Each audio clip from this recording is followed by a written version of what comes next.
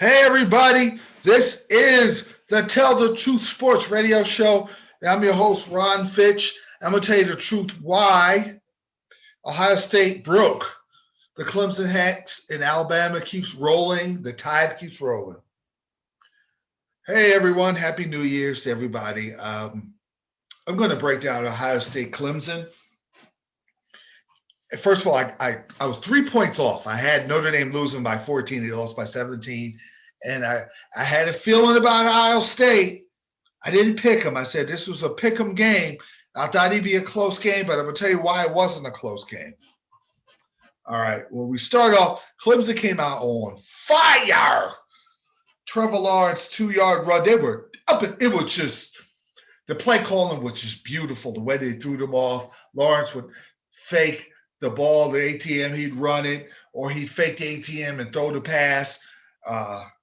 And it was a thing of beauty. Ohio State comes back. And see, Clemson took the role of the bully by Dabo Swinney's mouth and his talking and the way they approach the game. So you got to punch the bully in the mouth. You punch the bully in the mouth, it's going to fold like a tent. And that's what Clemson did. And the punch came from Trey Sermon, who had a 32-yard run straight up the middle untouched. It was a nice physical drive. Clemson comes right back and scores 14-7. Clemson's like, okay, we're going to match you. Now we're going to score here. Travis Etienne, 3-yard run. Now we're going to put the hammer down on Ohio State, and that's going to be the end of Ohio State. Ohio State came back and scored. On third down, Luke Farrell caught a pass from Field. It was a good pass. Fields, of course, he played great, but it was a really good tight spiral in coverage, and it's 14-14. They shut down Trevor Lawrence. They take away ATM, so he's not running. So now they move the ball. And this is what Justin Fields said before the game. Listen, we need touchdowns. We don't need field goals. We are on a mission to get in the red zone and put 7 up every time we get a chance so we don't have the heartbreak of last year. Okay. And they scored. Jeremy Ruckert scored 21-14. They come back down, get a stop.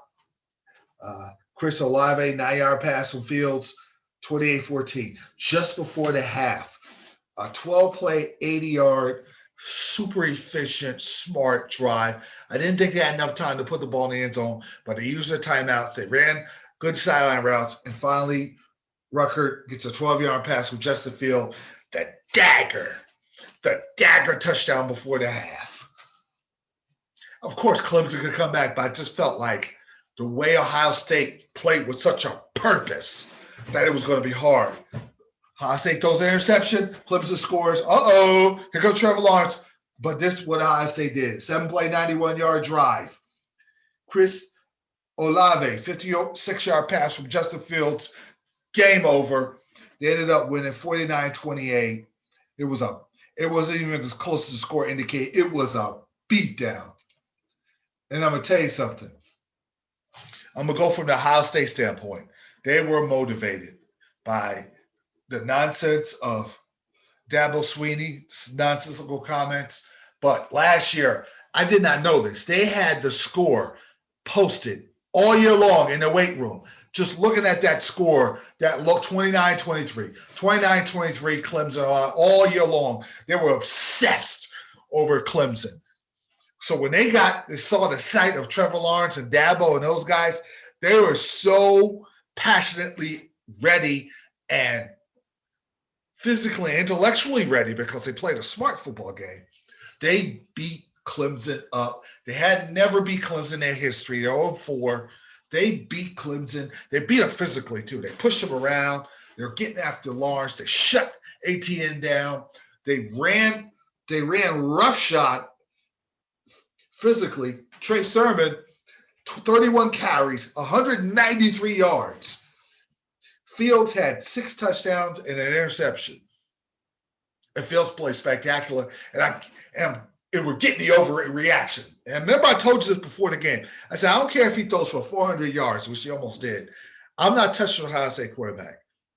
Justin Fields could throw for 400 yards against Alabama and 4 touchdowns.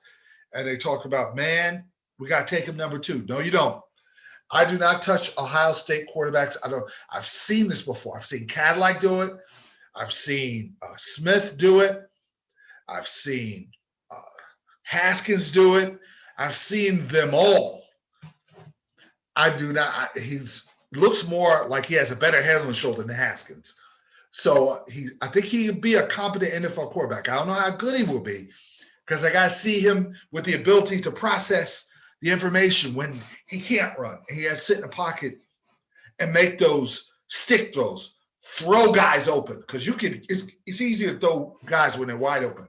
But like he did do a pass at their tight end where he threw the guy open. Can he be a pass first, run second guy that's going to be an all-pro?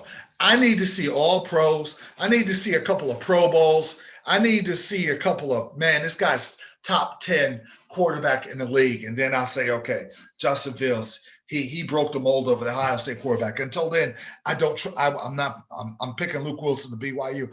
I don't care. I'm not a prisoner of the moment. I'm not touching him.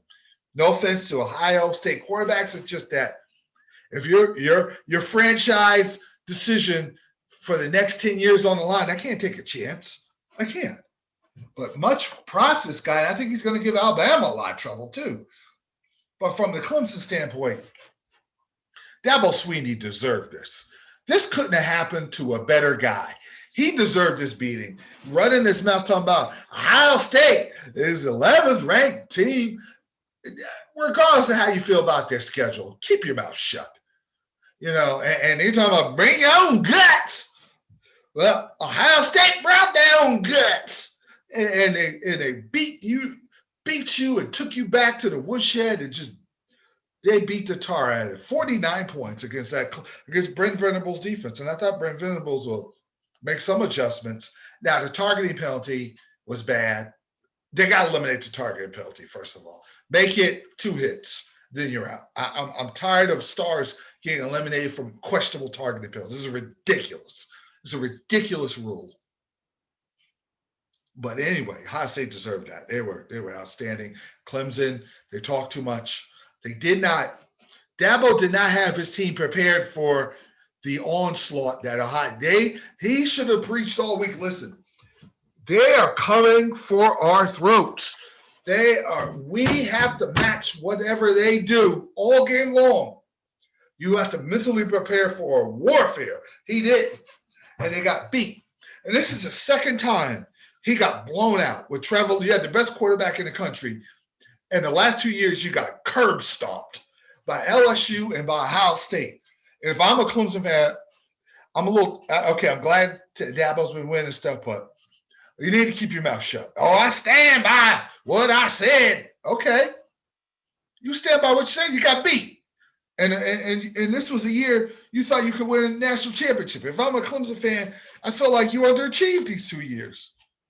You got Trevor Lawrence and you didn't even show up these games? Come on now. Terrible performance. I can't put him up there with Nick Saban. I give him credit for the 2 national championships. He's run his mouth, but he's hypocritical in one way because a few years ago, Steve Spurrier used to beat Clemson every game, and Steve Spurrier, I used to get on Spurrier because he ran his mouth too much for one championship too. But Spurrier ran his mouth every time how much he owned Clemson. And they used to get under Dabo Swinney's skin. So why would you, if you knew you didn't like that, why would you do the same thing to Ohio State? Shame on you, and you got exactly what you deserved. Exactly what you deserved. I have zero sympathy for Clemson. Good for Ohio State. Now, the Alabama game. Alabama did what they had to do. It's just a solid 31-14 win. They went up 21-7 at the half. No, they didn't play it as hard as they could. No, this is not like it was before. This was more competitive physically than 2012.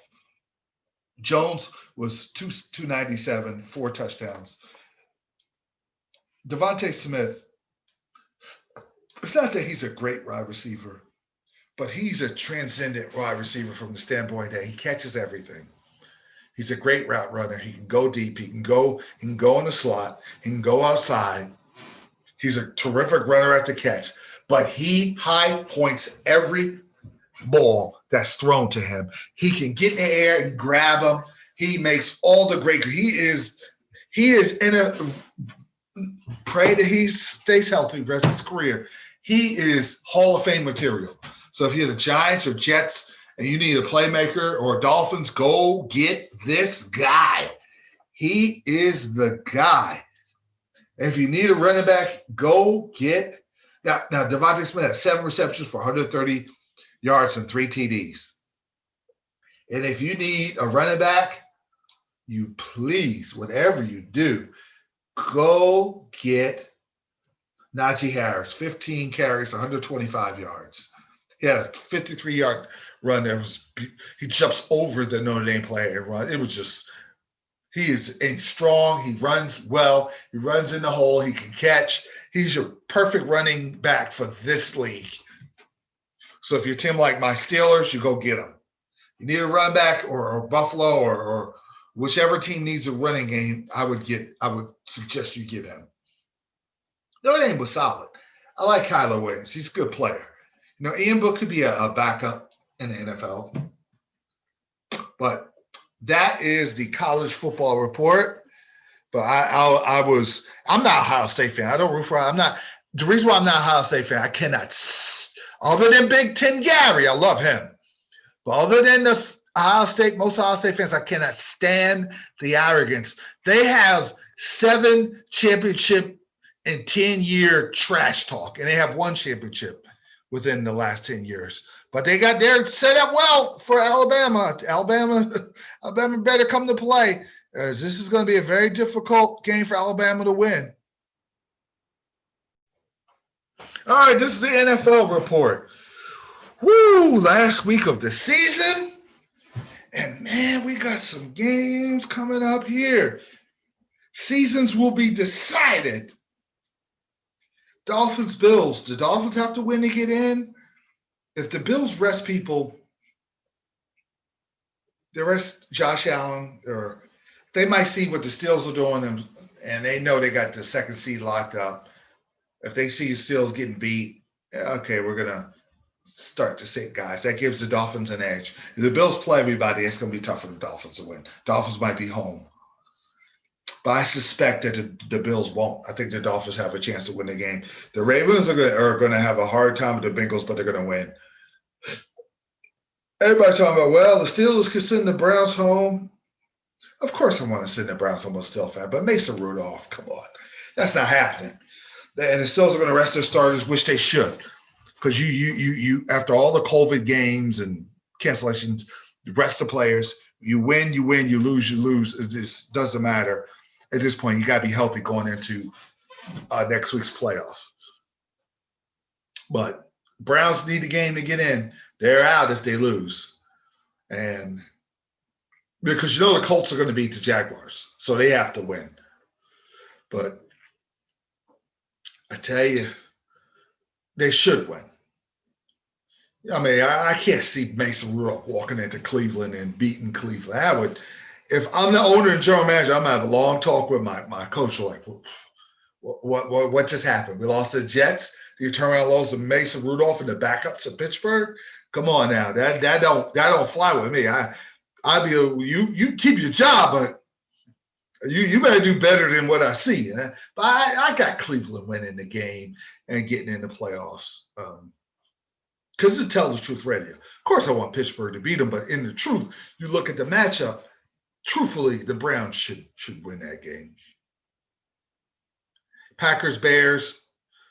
Packers need home field. Packers want to win the game. Bears are on fire. Bears could win the game. Bears. I'm going to pick the Packers. It's going to be a close game. Rams got John Wolford, quarterback against the Cardinals. The Cardinals better win. The Cardinals better win. They need to get in, to win to get in, and the Cardinals are going to beat John Wolford, the backup. And Seattle will beat the Niners. this is the thing about the NFL, and I heard the great Tom Landry say this. Your last 5 games, you want to be humming on all cylinders. And I'm going to tell you, there's 2 teams that's humming on all cylinders. It's 3. It's Seattle and Buffalo, and they're trending way up. And right now, it's the Cowboys who are on fire with 3 games. They're playing the Giants, probably for the division because Taylor Heinicke's quarterbacking for the Redskins. If Alex Smith quarterbacks for the Redskins, I'm changing my pick to the Redskins winning that game against Philadelphia and they win the division. If Heinicke's playing, Philadelphia win, because I'm going to tell you something. I saw him throw the football. I could throw with more velocity than Taylor Heinicke. So that means the Giant Cowboy winner would be the division winner. I like the Cowboys, even though I do not sleep on the Giants. Their defense is a lot better. Jones is not mobile. He's not his usual mobile self. The Giants got to get they've staggered a little bit of offense. This is where you really start to miss Saquon Barkley. Gallman's a nice piece that could run in between tackles, but they need explosive plays in the pass game to beat the Cowboys. The Cowboys on fire because Elliott's playing better, Cooper's playing better. Gallup is emerged. Gallup is Andy Dalton's favorite receiver. Schultz is going to get you. They are, and then Lawrence on defense, and their back end is a little more solid. They're getting after the quarterback, and Smith is playing better at linebacker. All this talent is coming together. And if they win, they get Tampa. Most likely Tampa. And the NFL would love to see Tom Brady go to Jerry World to play in the first round of playoffs. That's the last game of a Sunday night. I can tell you that right now. But it's going to be exciting. Indianapolis, their only hope of getting in is Baltimore's not losing. Cleveland's not losing. Their only hope is that, and Tennessee's not going to lose at Texas. Their only hope is that Miami loses to Buffalo. That's the one team that's going to play with some incentive. But if Buffalo rests people, Miami is desperate and hungry. If Buffalo plays everybody and they're like, let's just go for it, get this 2 seed, Indianapolis is in. Barring a disaster and lose to Jacksonville, I will let them have it on Monday. But come Monday, I'm going to look forward to seeing who got in and who didn't and what are the good matchups.